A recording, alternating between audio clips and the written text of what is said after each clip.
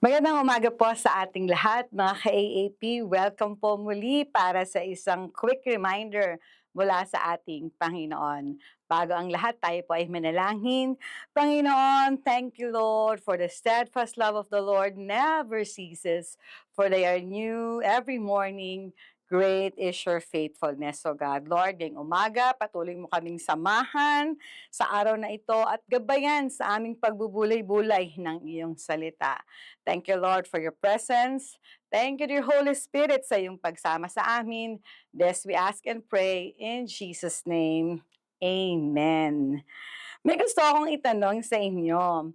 Naranasan mo na bang tumingin sa salamin at hindi mo nagustuhan ang iyong nakita?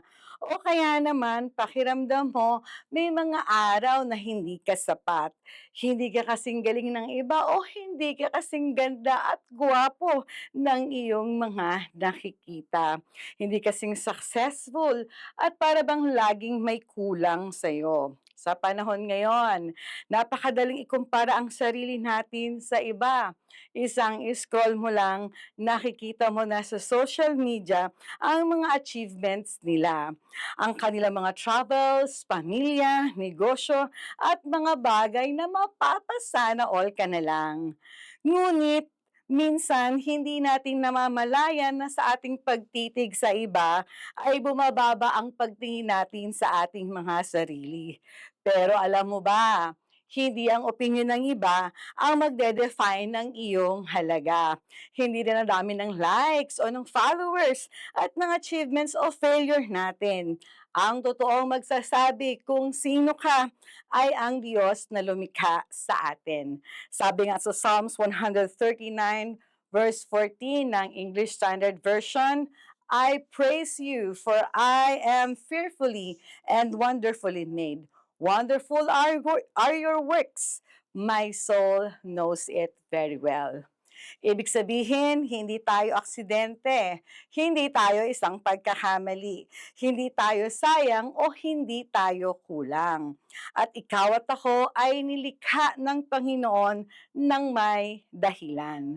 Kung minsan sinasabi ng mundo hindi tayo enough, sinasabi ng iba na hindi tayo karapat-dapat, ngunit ang sabi ng Panginoon, you are my creation. Sinasabi ng Diyos na you are fearfully and wonderfully made by God.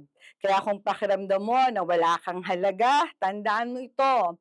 Ang halaga ng isang tao o bagay ay nakikita sa kung sino ang may likha nito. Ang gumawa sa iyo at sa akin ay ang Diyos na pinakamakapangyarihan sa lahat. Kaya baka pagod ka na sa kakakumpara, pagod ka ng maging katulad ng iba, pagod ka na bang i-please ang lahat. Ang invitation ng Diyos sa iyo ngayon ay simple lang. Tumigil ka sa pagkukumpara at magsimulang makita ang sarili mo sa paraan ng pagtingin ng Diyos sa iyo. Hindi ibig sabihin na magiging perfecto ang ating mga buhay.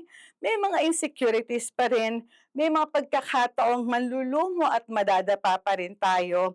May mga panahong mababa pa rin ang tingin natin sa ating mga sarili. Pero sa bawat pagkakataon, balikan natin ang katotohanan ng salita ng Diyos kaysa sa kasinungalingan na ating nararamdaman. Kung ikaw at ako ay anak ng Diyos, ang identity natin ay hindi nakabase sa opinyon ng iba. Ang identity natin ay nakabase kay Kristo. Hindi ka nakalimutan ng Diyos. Hindi ka niya ikinahihiya. Mahal at mahalaga ka sa Panginoon. At mayroon siyang magandang plano para sa iyong buhay. Ngayong araw, piliin maniwala sa salita at sinasabi ng Diyos tungkol sa iyo kaysa sa sinasabi ng sanlibutan. Manalangin tayo. Panginoon, maraming salamat dahil ikaw ang lumikha sa amin.